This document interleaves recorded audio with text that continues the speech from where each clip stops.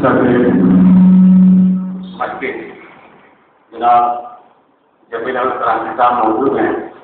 میں بلا کسی قائد اور تحریر وغیرہ کے ان سے درخواست کر رہا ہوں تو کرسی سلارت قبول کرنا اور ایک مختصر سیرت ضرور پیشی کی ہے.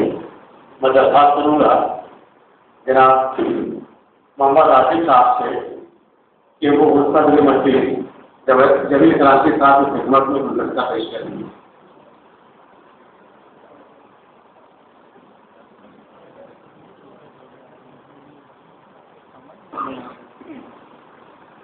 اور جناب ابو عرفان اسد صاحب کو درخواست کروں گا تو شیخ الطریقت مفتی علی احمد صاحب کی خدمت میں گلدستہ پیش کریں. اور تیسرا گلدستہ اقبال الدین صاحب ہمارے صاحب علامہ مولانا عاصف صاحب کی خدمت میں پیش کریں.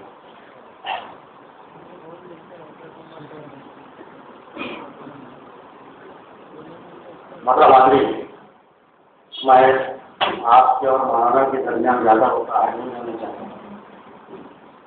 ایک بات جو گزشتہ 2 پروگرام میں کہنی چاہیے تھی وہ کسی وجہ سے نہیں کہی جا سکتی اور کچھ لوگوں کو اس میں الجھن بھی محسوس ہو رہی تھی. میں اس کی چند لفظوں میں وضاحت کرنا چاہوں گا. ایک کوئی پہلی بات یہ کہ ہمارا جو حلقہ احباب ہے جس میں اقبال وزیر محمد عاصف سعید پرویز ابو عرفان اسد اور یہ ناصر شامل ہے.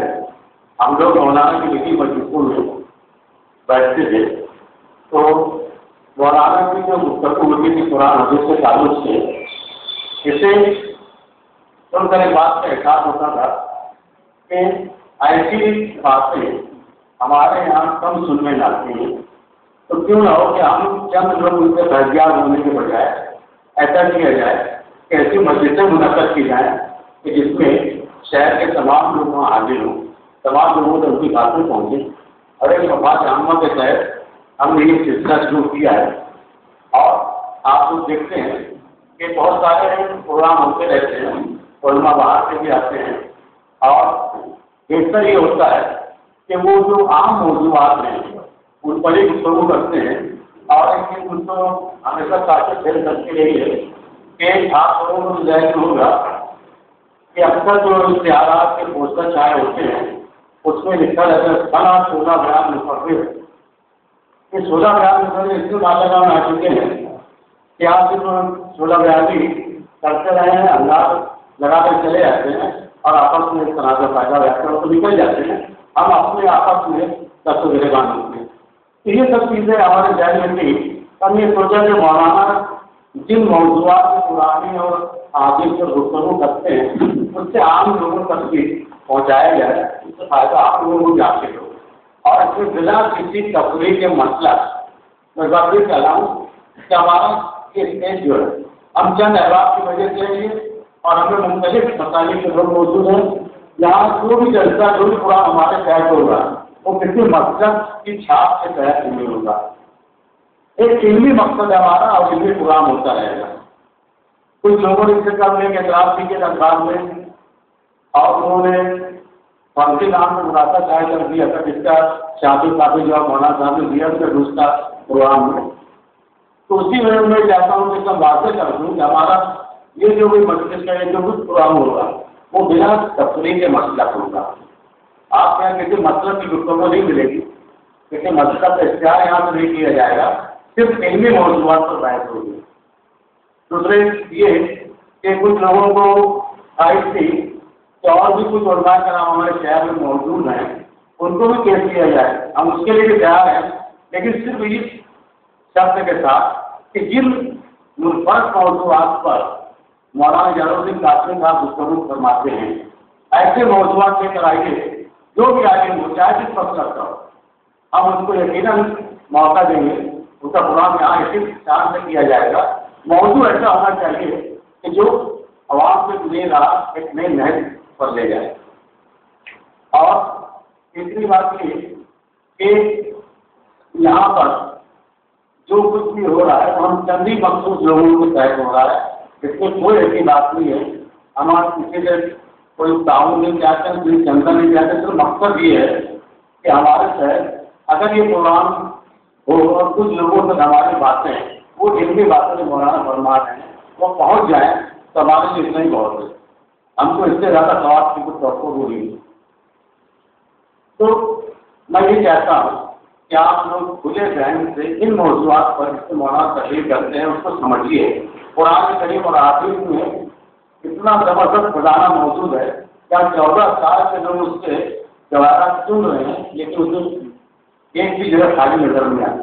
خزانہ ویسا کہ ویسے قیامت تک یہ سلسلہ جاری رہتا ہے. قرآن اور حدیث سے لوگ جواہرات سنتے رہیں گے لیکن آپ دیکھیں گے کہ اس میں ایسے پہلو آج بھی موجود ہے اور قیامت تک رہ جائیں گے کہ جب انسانی حقوق سے باہر ہیں. تو ایسے موضوعات پر مولانا صاحب کی جہمت بھی ہے کہ وہ اپنی تقریر پیش کریں. میں زیادہ آئے میں چاہتا آپ کے درمیان ایک صاحب نے ایک درخواست یہ کی تھی کہ قرآن کے بعد سوال و جواب کا سیشن بھی رکھا جائے. تو میں یہ چاہتا مولانا صاحب نے کہا کہ ٹھیک ہے سوال جواب کا سیشن بھی رہے گا لیکن اس شرط کے ساتھ کہ مولانا کی تقریر کے بعد آج بھی آئندہ پروگرام نہیں. آئندہ جو پروگرام ہوگا مولانا صاحب کی تقریر کے بعد 10 منٹ کا وقفہ دیا جائے گا. اس میں آپ کاغذ پر اپنا سوال لکھیے، اپنا صحیح نام اور پتہ لکھ لیجیے اور ہمارے پاس جمع کر دیجیے. اس میں جو 5-7 سوالات اچھے ہوں گے جن کا جواب واقعی دینا ہوگا ہمارا اس کے کام دیں گے. اب باقاعدہ اس مجلس کے آغاز کے لیے ساری آپ کا درخواست کر رہا ہوں تو تشریف لائیں اور قرآن قرآن کریم سے آغاز کرنا.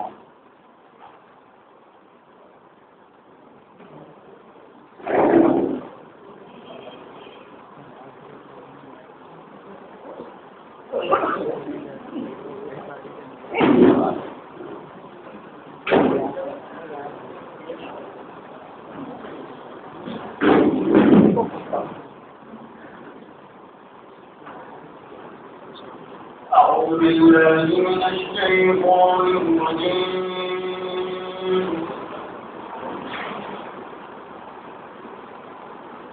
بسم الله الرحمن الرحيم.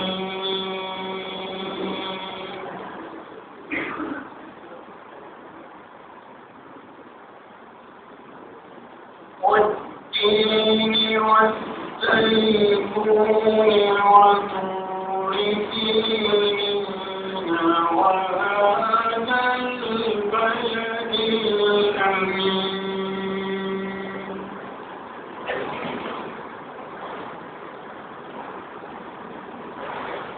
لقد خلقنا الإنسان في أحسن تقويم.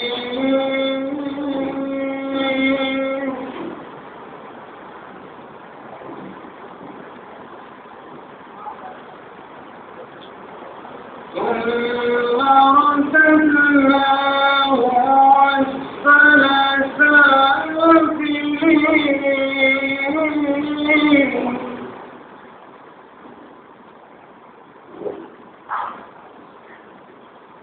بسم الله الرحمن الرحيم. والتين والزيتون وطور سينين وهذا البلد الأمين.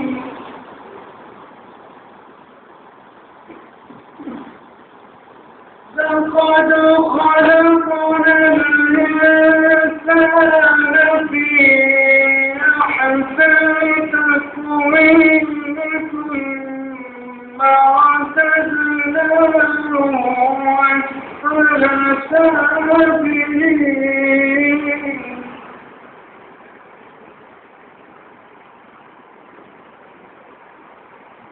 إلا الذين آمنوا وعملوا الصالحات فلهم أجر غير ممنون.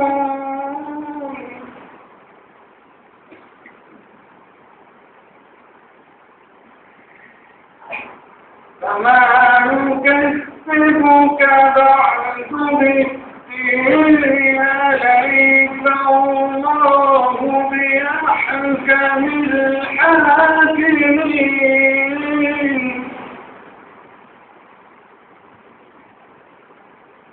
يكذبك بعد بالدين أليس الله بأحكم الحاكمين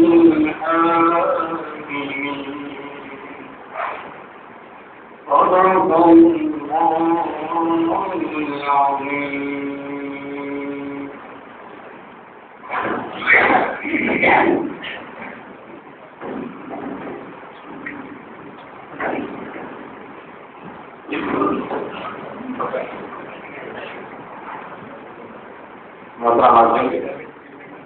ہمارے مہمان خصوصی جناب ڈاکٹر منظور حسین جی صاحب کی تشریف لا چکے ہیں.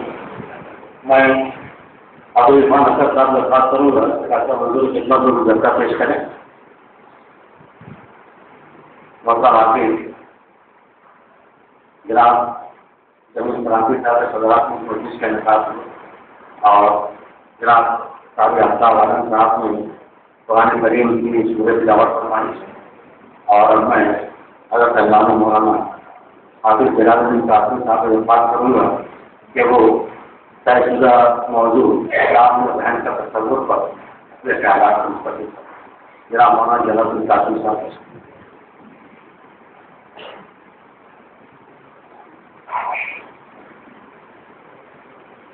السلام علیکم ورحمۃ اللہ وبرکاتہ.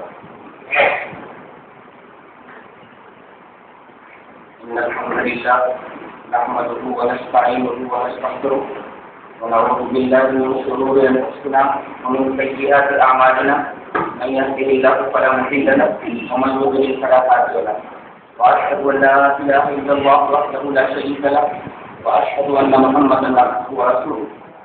يا أيها الذين آمنوا اتقوا الله حق تقاته ولا تموتن إلا وأنتم مسلمون.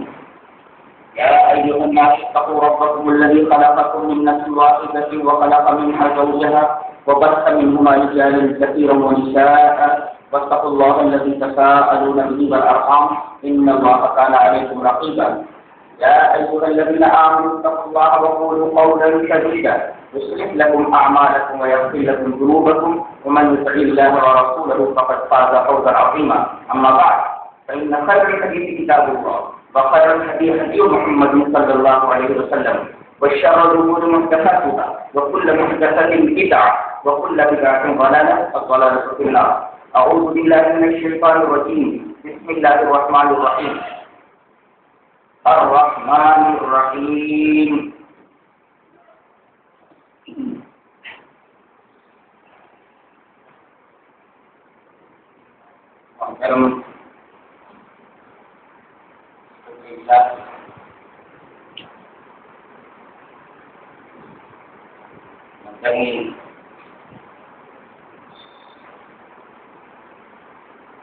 ڈاکٹر منصور عیدی صاحب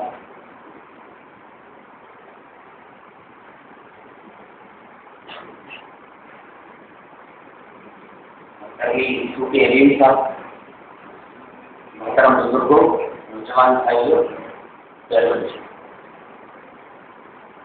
علاقے کی تنظیم کے میں موضوع پر آ رہا ہوں.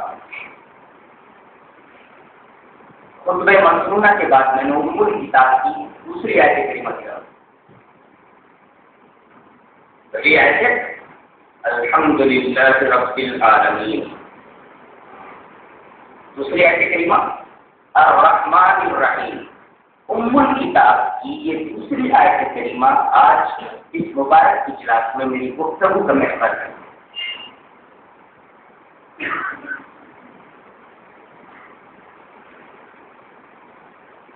ترجمہ یہ ہے کہ اللہ رحمان ہے رحیم.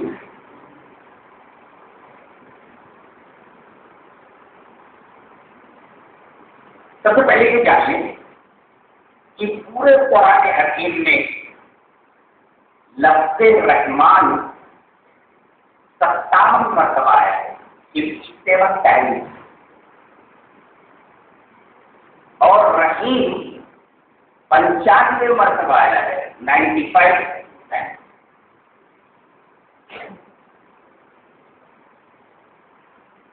دوسری بات سے ذہن نشین کریں کہ رحمان یہ یہ اللہ کی وہ صفت ہے جو صرف اللہ کی ایک صفت رحیم کے ساتھ ہی جڑ کر کے آئی.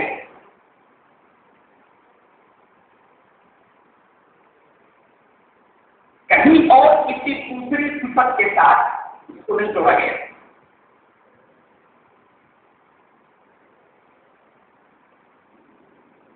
اب آج ان دونوں کا مطلب سمجھ لیتے ہیں اور اس کا مطلب سمجھنے کے لیے ہم تفسیر بیضاوی کی طرف رجوع کرتے ہیں. جو قاضی بیضاوی کی ایک مشہور زمانہ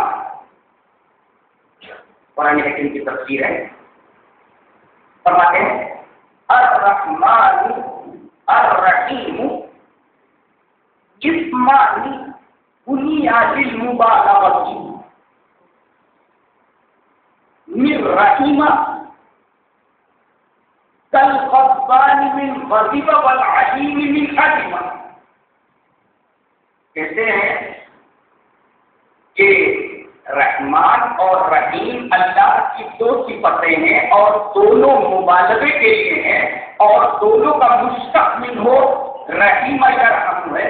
جیسے غضبان غضب یغضب سے اور علیم علیم یعلم سے، ایسے ہی رحمان رحیم یرحم سے اور رحیم یرحم.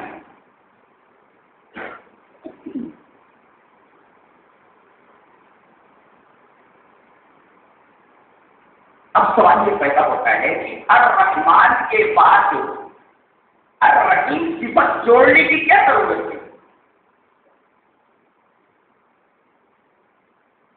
تو پہلے آئیے الرحمان کو سمجھ لیتے ہیں.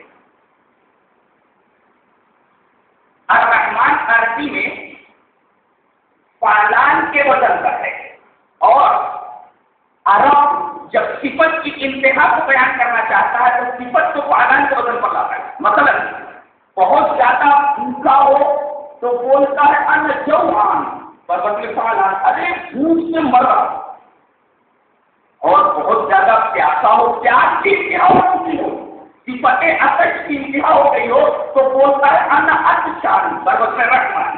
یعنی پیاس کی تمام ڈگری ختم ہو گئی ہے، اس ندی کی ہر ڈگری ختم ہو گئی ہے، اتنا چاہتا ہوں میں کہ پیاس سے مرا. اور جب بہت زیادہ کھا لیتا ہے، نو روم، پیٹ میں ایک لقمے کی جگہ نہیں ہوتی تو بولتا ہے انا شبعان بربطن رحمان. اس تناظر میں دیکھیں تو رحمان پروت میں فعلان ہے، یعنی رحمت کی اور رحم کی تمام ڈگری اللہ تبارک و تعالیٰ پر. اس سے زیادہ رحیم کوئی نہیں. جب معاملہ یہ ہے تو الرحیم کو الرحمان کے ساتھ جوڑنے کی کیا ضرورت تھی؟ جواب اس کا یہ ہے کہ الرحمان سے ایک سوال اٹھتا ہے، رحیم نے اسی سوال کا جواب ہے. اگر الرحمان کے ساتھ رحیم نہ جوڑا جاتا تو یہ اللہ کا کلام نہیں ہوتا.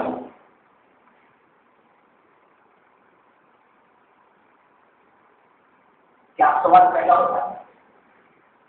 اللہ ایک مصدر رحمت ہے، جیسے رحمت کا کنواں ہے جس سے پانی ابل کر تمام زمینوں کو سیراب کر رہا ہے، ہر مخلوق سے پیدیاب ہو رہی ہے. رحمت کا یہ کنواں بالکل بھرا ہوا ہے اور اس کنویں سے پانی بہ کر کے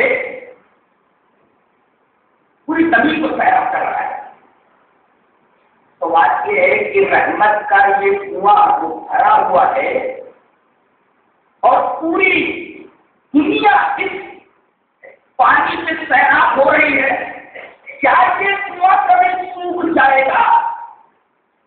جواب دیا گیا نہیں.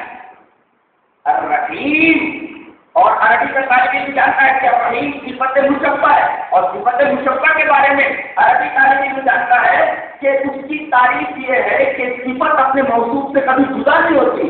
تو گویا سوال کا جواب ملا کہ یہ مقصد رحمت کبھی سوکھ جائے گا، جواب ملا نہیں، برابر اس کا رحم جاری رہے۔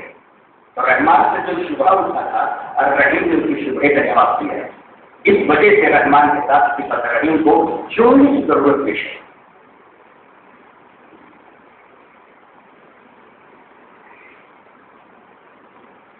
آگے بڑھتے ہیں، یہ رحمان اور رحیم کس سے نکلے ہیں تو معلوم ہو گیا، رحیمہ یا رحمت۔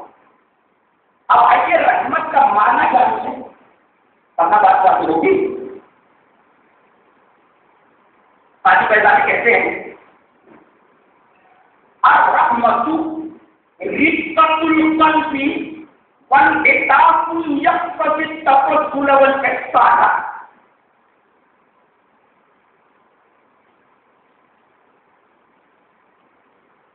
ومنه الرحيم لیکن اضافہ على ما فيها، کہتے ہیں کہ رحمان اور رحیم یہ نکلے ہیں لفظ رحمت سے، رحمہ یرحموں سے، اور رحمت کا مطلب ہوتا ہے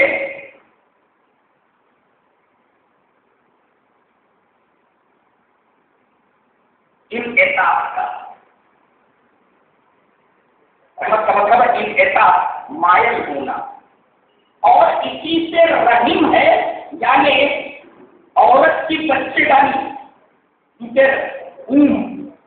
کیوں؟ اس لیے کہ اس کو رحیم اس وجہ سے کہا جاتا ہے کہ اندر جیسے جیسے بچہ بڑھتا جاتا ہے رحم اسی طرح مائل ہوتا جاتا ہے، جہاں کم پھیلا ہوتا ہے وہاں کم پھیلتا ہے، جہاں زیادہ پھیلا ہوتا ہے وہاں زیادہ پھیل جاتا ہے۔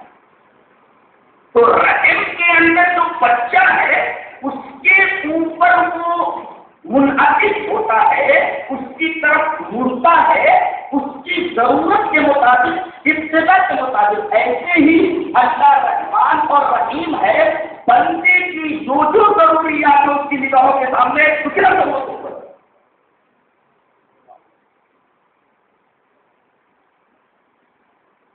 اسی وجہ سے رحیم کا ایک مفہوم، جیسا کہ ابھی میں نے بتایا بچے کا نہیں ہوتا ہے، علامہ سعدی نے بالکل ہم کے بیان ہی میں اس لفظ کو استعمال کیا ہے، کہتے ہیں قدیم نیکوکار نیکی پسند وکیل کے قضا کر رحیم نقش بند۔ اللہ قدیم ہے، ہمیشہ سے ہے، ہمیشہ رہے گا، اور نیکوکاروں کو پسند کرنے والا ہے، نیکی پسند ہے، اور فیصلے کی قدم سے ماں کے رحم کے اندر نقش بنانے والا ہے۔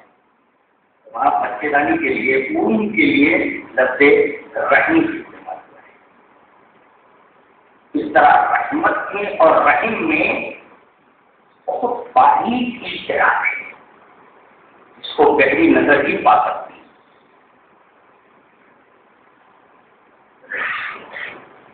اللہ تبارک و تعالی بہت رحیم ہے، اس کی رحمت کا اندازہ آئیے حدیث سے کریں۔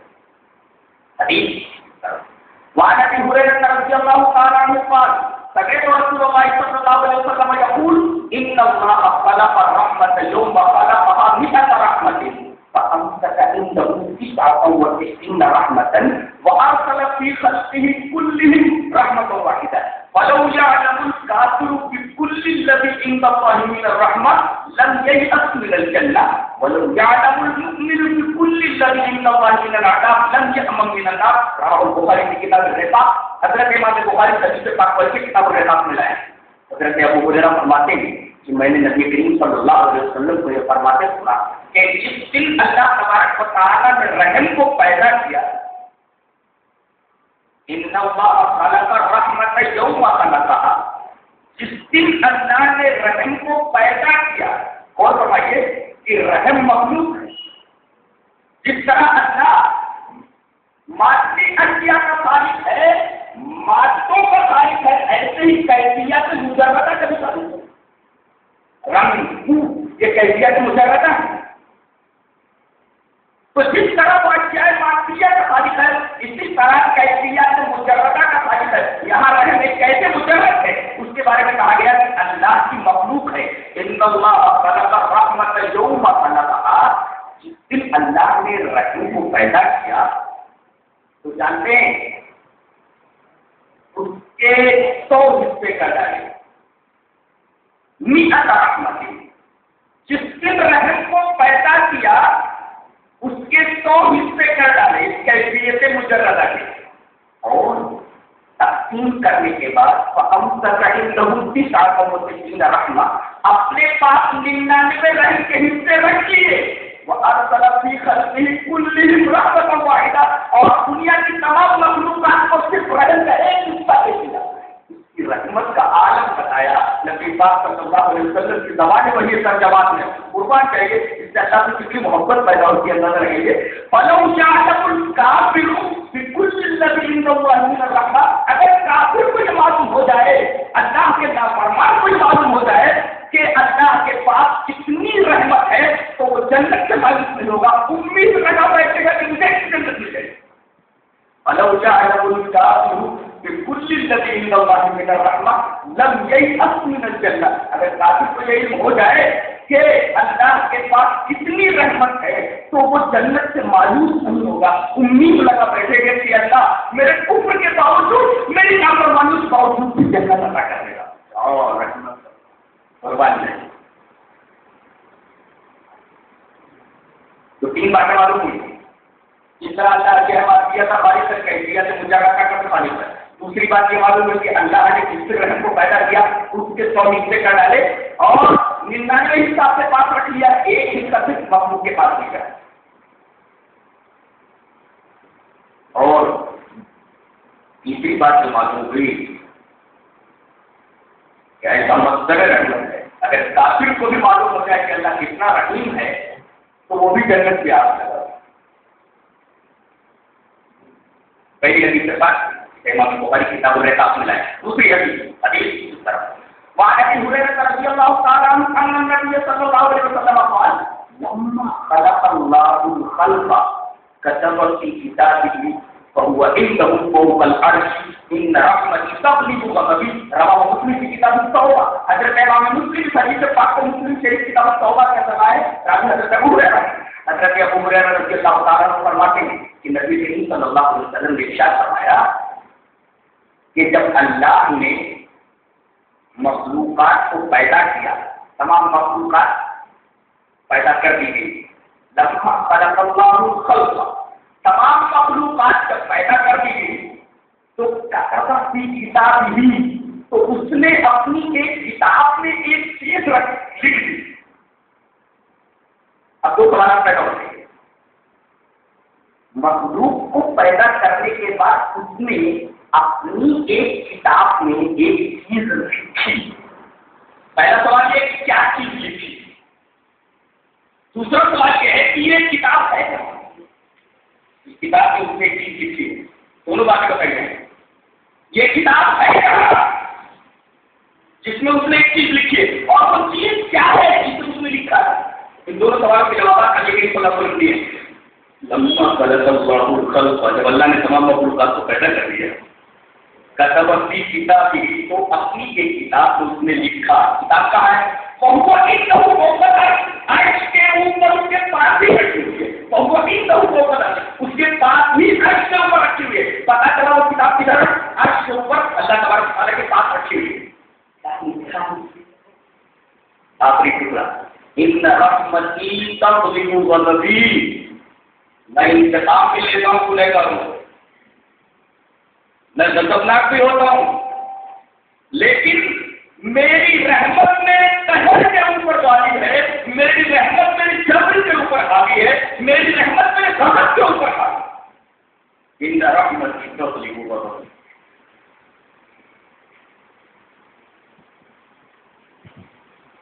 اس سے اللہ تبارک و تعالیٰ کی رحمت کا اندازہ ہو.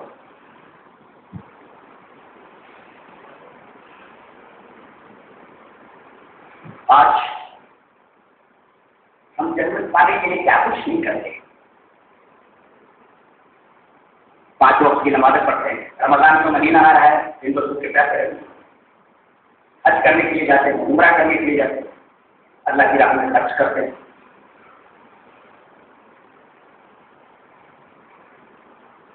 یہ اعمال انسان کو بخشوانے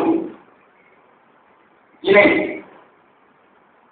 کون سی چیز بخشوائے گی؟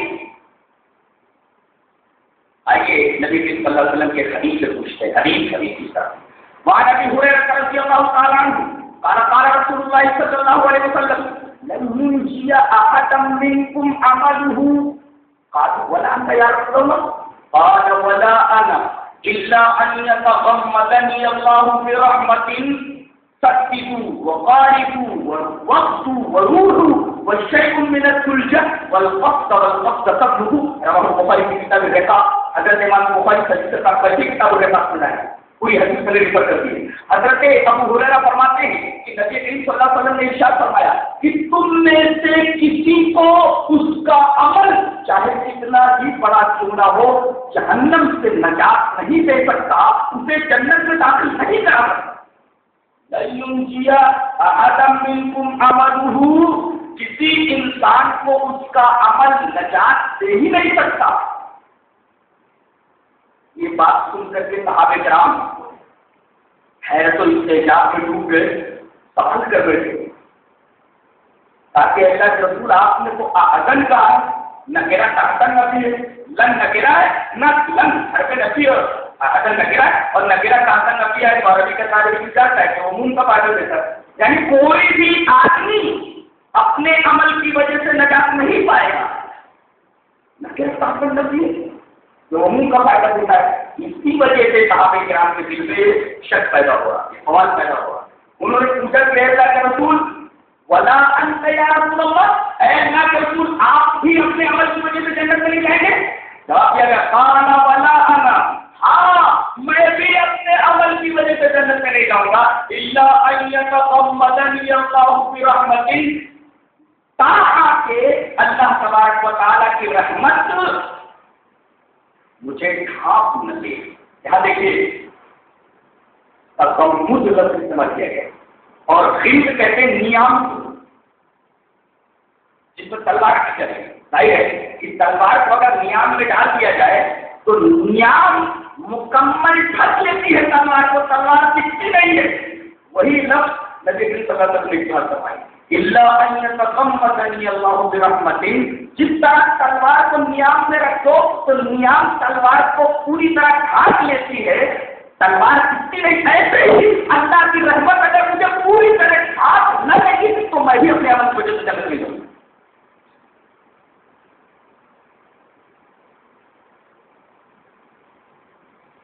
یہاں ایک سوال پیدا ہوتا ہے، سوال بعد میں اٹھاتا ہوں، جواب اس کے بعد دیتا ہوں. اس سے پہلے ایک بات عرض کر دوں کہ اللہ کے اسی رحم کے تصور کی بنا پر آدمی گناہوں پر جڑی رحیم ہے، رحم کر دے گا. حافظ شیرازی عجیب شاعر ہے، دس برڈ میکس یو لونیٹک، پاگل کر دیتا ہے شاعر میں. کہتا ہے پیار پاتا بہت ساکے پیرے میں کتدوش، پیار پاتا بہت ساکے پیرے میں کتدوش، بسے حدیث غفور و رحیم و رحمت. ہم اپنے موضوع چلتے ہیں، شعر بھی پڑھ رہے ہیں، اس میں غلط موجود ہے. پیار پاتا بہت ساکے پیرے میں کتدوش، بسے حدیث غفور و رحیم و رحمہ گفت. بے شراب کا بیار پاتا تو پیچھے بیٹھ گیا، بیار پاتا بخور، شراب کی بوتل نہ بیٹھ کر پیتے. کیوں؟ اس لیے کہ اس وجہ سے کہ رات میں کل رات کو میکٹے کے جو پیر صاحب تھے بڑی لمبی تقریر فرما رہے تھے اور اس لمبی تقریر میں اللہ کے غفور ہونے کا، اس کے رحیم ہونے کا، اس کے رحمان ہونے کا بڑا مبسوط تذکرہ کرتے ہیں.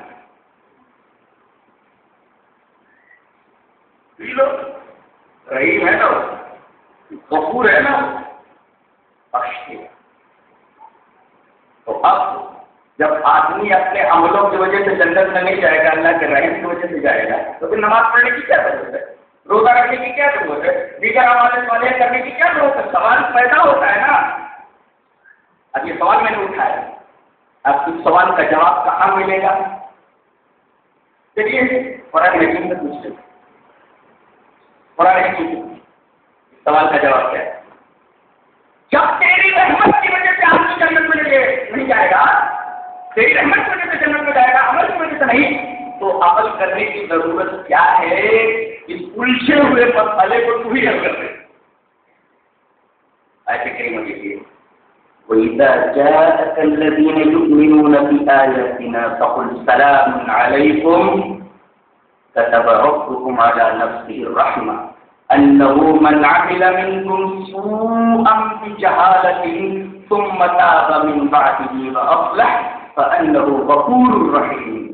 یہ آیت کریمہ سورہ انعام کی ہے. دوسری آیت کریمہ سورہ نحل سے پڑھتا ہوں. ثُمَّ إِنَّ رَبَّكَ لِلَّذِينَ عَمِلُوا السُّوءَ بِجَهَالَةٍ ثم تابوا من بعد ذلك وأصلحوا ثم إن ربك من بعدها لغفور رحيم.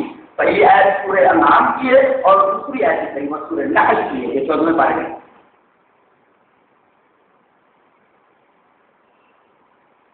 ترجمہ کیا ہے؟ سورہ انعام کی آیت: اے ہمارے حبیب، اگر آپ کے پاس وہ لوگ آئیں جو ہماری آیات پر ایمان لاتے ہیں، کیا اکثر سبھی نبی آیاتنا، اے ہمارے حبیب، اگر آپ کے پاس وہ لوگ آئے جو ہماری آیتوں پر ایمان رکھتے ہیں تو انہیں پہلے آپ سلام کرو. فقل سلام علیکم، آپ ان کے اوپر سلام کیجیے، سلام کرو. اور یہ بول دو کتب ربکم علی نفسہ الرحمہ، اللہ نے، تیرے رب نے اپنے اوپر رحمت کو فرض کر لیا. ایک ہے فرض، ایک ہے وجب، لیکن کتبہ کا پہلا جب اعلیٰ آئے تو وجوب اور فرضیت سے بڑھ کر کے اس کا مفہوم ہوتا ہے، یعنی فرض میں اور وجوب میں مبالغہ مراد ہوتا ہے. کتبہ کا پہلا جب اعلیٰ ہے، کتبہ ربکم علی نفسہ الرحمہ، تیرے رب نے اپنے اوپر رحمت کو فرض کر لیا. اچھا، تو رحم کرے گا فرض کر دیا اس نے. آگے بیان دیکھیے، أَنَّهُ مَنْ عَمِلَ مِنْكُمْ سُوءًا بِجَهَالَةٍ، تو کوئی آدمی اگر جہالت کی وجہ سے کوئی برائی کر بیٹھتا ہے، أَنَّهُ مَنْ عَمِلَ مِنْكُمْ سُوءًا بِجَهَالَةٍ، جہالت کی وجہ سے کوئی آدمی کوئی برائی کر بیٹھتا ہے، ثُمَّ تَابَ من بعد واصلح، اس کے بعد وہ کام کرتا ہے، برائی کرتا ہے اور اس کے بعد وہ کام کرتا ہے. ایک تو توبہ کر لیتا ہے اور دوسرے اپنی اصلاح کر لیتا ہے. اس کے بعد فَإِنَّهُ غَفُورٌ رَحِيمٌ، تو اللہ غفور الرحیم ہے. گویا رحم تو کرے گا لیکن آپ کے پاس کچھ ہونا چاہیے نا جو رحم کی بنیاد بنے. تو رحم کی بنیاد بنائیے، جو کچھ ہو سکے آپ اعمال صالحہ کیجیے، ورنہ ہم کیا، ہمارے اعمال کیا. اس کی مثال ایک ذہن میں رکھ لیں.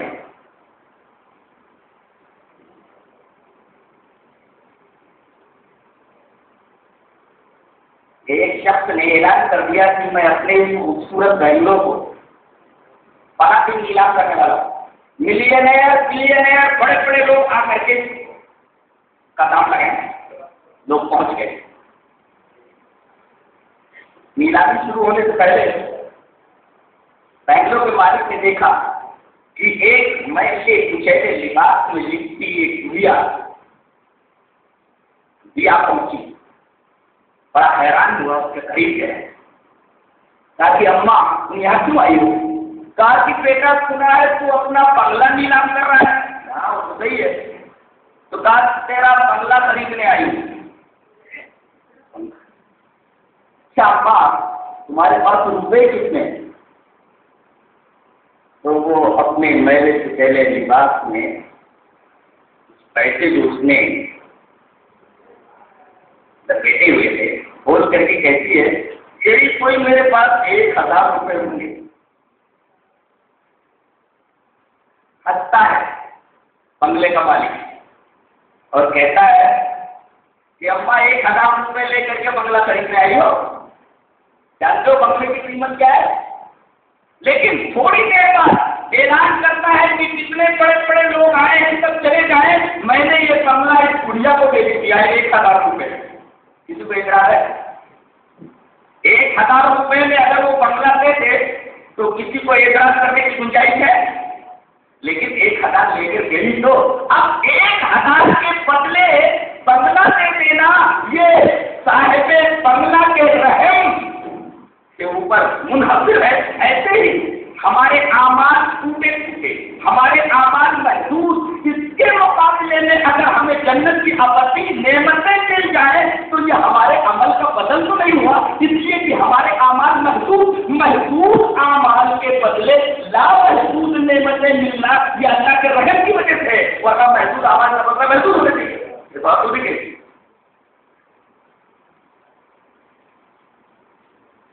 हमारी जिंदगी महदूद, हमारे आवाज महदूद, जन्नत की जिंदगी लामहदूद, जन्नत की नेमतें अबदी लामहदूद, महदूद कभी लामहदूद का बदल नहीं हो सकता, ये तो अक्ल भी बोलती है। अब अगर महदूद को लामहदूद का बदल बना दिया जाए तो बनाने वाले का रहम नहीं बना सकता है, वरना और कोई चीज महदूद के बदले लामहदूद नहीं बदलेगी।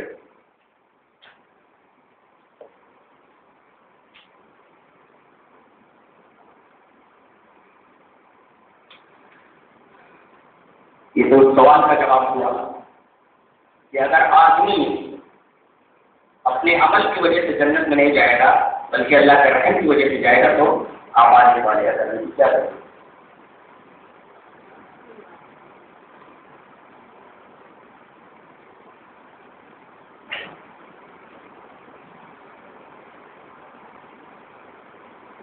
रहम का इस्लाम में क्या मकाम है? आइए जरा कुछ अहादीस आपके सामने पेश करूं जिससे अंदाजा हो जाए कि इस्लाम सचमुच दीन रहम है और जिस तरीके का तस्वुर रहम उसने पेश किया है किसी और मज़हब में रहम का यह तस्वुर आपको नहीं मिलेगा।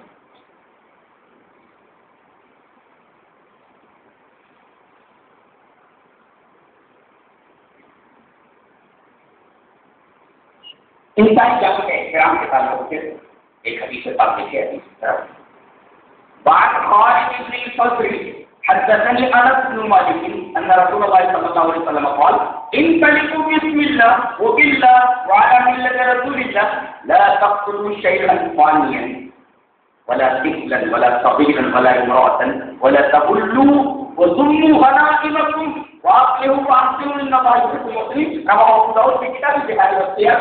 حضرت انس بن مالک فرماتے ہیں کہ نبی کریم صلی اللہ علیہ وسلم نے ارشاد فرمایا ان سپاہیوں سے جو جنگ میں جہاد کے لیے جا رہے تھے، کہا کہ اللہ کا نام لے کر کے جاؤ، اللہ کی مدد کے ساتھ جاؤ، بسم اللہ اللہ کا نام لے کر جاؤ، وہ باللہ اللہ کی مدد کے ساتھ جاؤ، وعلی ملت رسول اللہ رسول اللہ صلی اللہ علیہ وسلم کی ملت کے اوپر جاؤ، اور ایک بات ذہن نشین کرو، لا تقتلوا شیخا فانیا، تمہاری تلوار کسی بوڑھے کے اوپر نہ اٹھے، ولا طفلا، تمہاری تلوار کسی بچے کے اوپر نہ اٹھے، ولا صغیرا، تمہاری تلوار کسی چھوٹے بچے کے اوپر نہ اٹھے، نہ کھیر کھار بچے کے اوپر نہ معصوم بچے کے اوپر، ولا امرأۃ، نہ تو تمہاری تلوار کسی عورت کے اوپر اٹھے، تمہاری تلوار کسی بوڑھے کے اوپر نہیں اٹھنی چاہیے، تمہاری تلوار کسی شیخار بچے کے اوپر نہیں اٹھنی چاہیے، تمہاری تلوار کسی چھوٹے بچے کے اوپر نہیں اٹھنی چاہیے، تمہاری تلوار کسی عورت کے اوپر نہیں اٹھنی چاہیے۔ اور دیکھو مال غنیمت جو جمع ہو، مال غنیمت کا خیال کرنا، جمع کر کے امیر کے پاس پہنچا دینا اور اپنے درمیان اصلاح کرتے رہو، ایک دوسرے کے ساتھ بھلائی کرتے رہو، اللہ تبارک تعالیٰ بھلائی کرنے والوں کو پاتے، اللہ بھلائی کرنے والوں کو پسند کرتا ہے۔ دیکھیے جہاد میں جا رہے ہیں لیکن جہاد کا اصول بیان کیا جا رہا ہے، تمہاری تلوار ایسے نازک موقع کے اوپر بھی کسی عورت کو نہیں، اسلام میں رحم کا ایک कैसे इजाजत दे सकता है कि किसी गाड़ी को पकड़ दिया जाए? कैसे इजाजत दे सकता है इस्लाम की किसी पशु को पकड़ दिया जाए? कैसे इस्लाम इजाजत दे सकता है कि कब्रिस्तान को पकड़ दिया जाए? इस्लाम कैसे इजाजत दे सकता है कि भीड़ भाड़ की जगह को पकड़ दिया जाए? यहाँ तो जिहाद पर जा रहे होंगे तालीम दी जा रही है कि तुम्हारी तलवार किसी बूढ़े को ऊपर नहीं होनी चाहिए, तुम्हारी तलवार किसी बच्चे को ऊपर नहीं होनी चाहिए, तुम्हारी तलवार किसी मासूम बच्चे की जान न ले ले, पता नहीं चलता, तुम्हारी तलवार किसी और को। चलिए इंसानों से हट करके जानवरों पर आते हैं। कुत्ता नजीब जानवर, हदीस से पाक देखे उसके बाद हदीस की तरह वहां नबी हुरैरा रज़ी अल्लाह तआला अन्हु قال قال رسول الله صلى الله عليه وسلم بينما رجل يمشي وهو بطريق إذ اشتد عليه العطش فوجد بئرا فنزل فيها فشرب ثم خرج فإذا كلب يلهث يأكل الساعة من العطش فقال لقد بلغ هذا الكلب من العطش مثل الذي بلغني فنزل البئر فملأه ماء ثم أمسكه بفيه حتى لقي به فسقى الكلب فشكر الله له فغفر له. قالوا يا رسول الله وإن لنا في البهائم لأجرا. فقال رسول الله صلى الله عليه وسلم في ذات كل كبد رتبة أجر. رواه النسائي مسنده.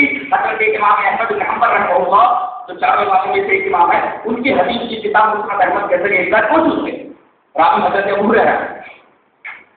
ابو ہریرہ فرماتے ہیں کہ نبی کریم صلی اللہ علیہ وسلم نے ارشاد فرمایا کہ ایک زمانے میں ایک گنہگار آدمی، گناہوں میں ڈوبا ہوا آدمی ایک جنگل میں جا رہا تھا. اچانک اسے پیاس لگی اور بہت سخت پیاس لگی، یہ بھی تک نہیں لگا، بڑی شدید پیاس لگی. اس نے کنواں ڈھونڈا اور وہ جگہ پی رہا، ایک کنواں مل گیا، لیکن اب ڈول نہیں تھی، رسی نہیں تھی.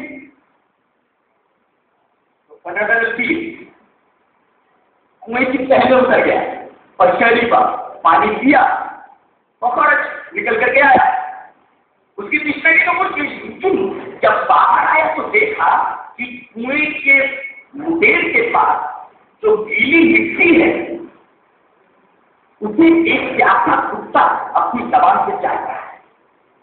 اس کتے کو دیکھا اور اپنے دل میں اپنے دل میں اس نے کہا کہ لقد بلغ هذا الكلب من العطش مثل الذي بلغني. ایسا لگتا ہے کہ جیسے میں پیاسا تھا اللہ کی جو مخلوق کی ویسے ہی پیاسی ہے، لیکن اب پانی نکالوں تو کیسے نکالوں؟ مجھے پینے کے لیے تو خود کنویں کی تہہ میں اترنا پڑا تھا، کیسے نکال پایا؟ اس نے اپنا موزہ نکالا چمڑے کا، کنویں کے اندر اترا، اس نے اپنے چمڑے کے جوتے کو پانی سے بھرا.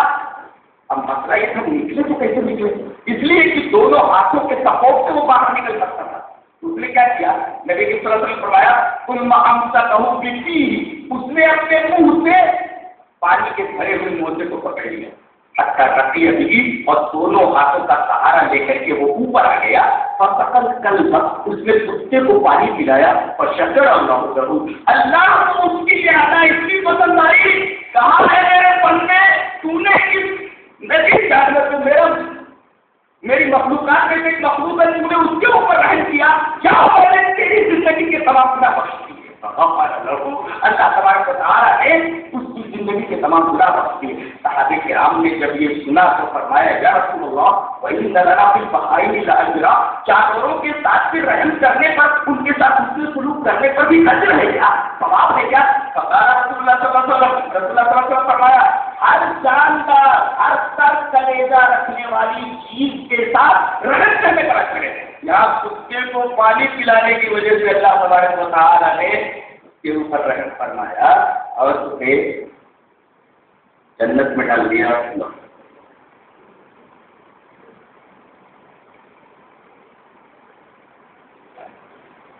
کتے سے چھوٹا ایک جانور ہے بلی. ابھی کے پاس دیکھیے اور اسے ابھی کی طرح وعن ابن عمر رضی اللہ تعالی عنہ قال قال رسول الله صلى الله عليه وسلم اصيبت امرأة في هرة او سقطها فلم تطعمها ولم تسقها ولم تدعها تأكل من خشاش الارض. رواه مسلم کی کتاب البر والصلة والآداب. حضرت امام مسلم حدیث پاک کو ایسے کتاب البر والصلة والآداب میں لائے. حضرت ابن عمر فرماتے ہیں کہ نبی کریم صلی اللہ علیہ وسلم نے ارشاد فرمایا کہ جب میں معراج میں گیا تو میں نے دیکھا جہنم کے مشاہدے کے وقت کی ایک بڑھیا عورت عذاب میں مبتلا ہے. اس دیوت امرأۃ ایک بوڑھی عورت عذاب میں مبتلا ہے. میں نے جبرائیل سے پوچھا کہ بڑھیا عورت نے کون سا گناہ کیا تو مبتلا ہے عذاب ہے. جبرائیل نے کہا کہ عورت نے بلی پال رکھی. بلی نے گھر میں کچھ نقصان کر دیا ہو. غصے میں آ کر کے اس بے رحم بڑھیا نے بلی کو ایک کمرے میں بند کر دیا جہاں سے نکلنے کا کوئی راستہ نہیں تھا. بلی کو نہ تو اس نے کھانا دیا ولم تو کہا کھانے نہیں دیا ولم تک نہ کچھ پینے کے لیے دیا ولم تٹا نہ تو اس کو تھوڑا سی تاکلی میں خشاشنا کہ زمین کے کیڑے مکوڑے حشرات نہ کھا کر کے اپنی جان بچا سکے. تڑپ تڑپ کر کے وہ بلی کمرے میں مر گئی. اللہ تبارک و تعالیٰ کو اس بڑھیا کی بے رحمی کے اوپر کا غصہ آیا کہ بے رحمی کی وجہ سے اللہ تبارک و تعالیٰ نے اس کو مبتلا جہنم میں ڈال رکھا. تو بلی کے ساتھ بے رحمی کی وجہ سے ایک عورت جہنم میں مبتلا عذاب دیکھی گئی اور ایک کتے کے اوپر رحم کرنے کی وجہ سے جنت میں نظر گئی. بلی کے بڑی ایک مخلوق ہے.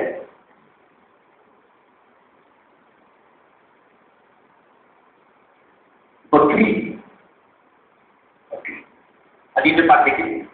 وعن ابن عباس رضی اللہ تعالی عنہما قال قام رسول الله صلی اللہ علیہ وسلم على رجل وعصرين رجله على صفحة الشاة ويحط الشفرة ويستقعد إليه ببطنها فقال رسول الله صلى الله عليه وسلم أفلا قبل هذا أتريد أن تميتها موتا.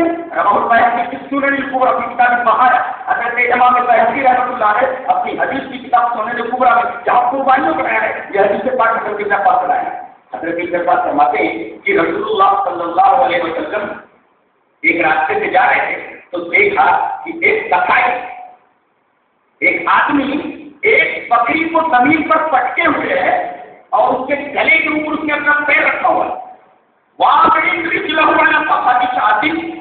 بکری کے گلے کے اوپر اس نے اپنا پیر رکھا ہوا ہے اور وہ خود دشمن کرتا ہوں اور چھری تیز کر رہا ہے اور بکری ڈر کے مارے اس چھری کو دیکھ رہی ہے.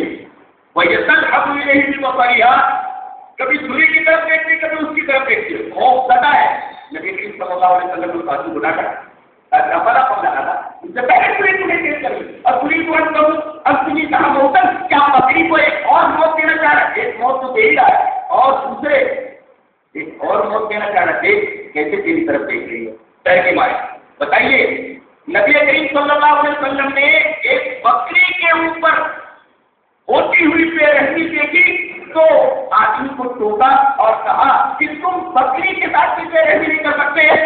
بتائیے جانوروں کے ساتھ جب بے رحمی کی اجازت نہیں ہے بلکہ رحم کرنے کی تحقیق ہے تو بتائیے انسانوں کے ساتھ کس طریقے سے رحم کی تاکید کرنا ہے قرآن حکیم اور نبی کریم صلی اللہ علیہ وسلم کہتی. وہ کتا بلی بکری چھوٹی ایک مخلوق حدیث پاک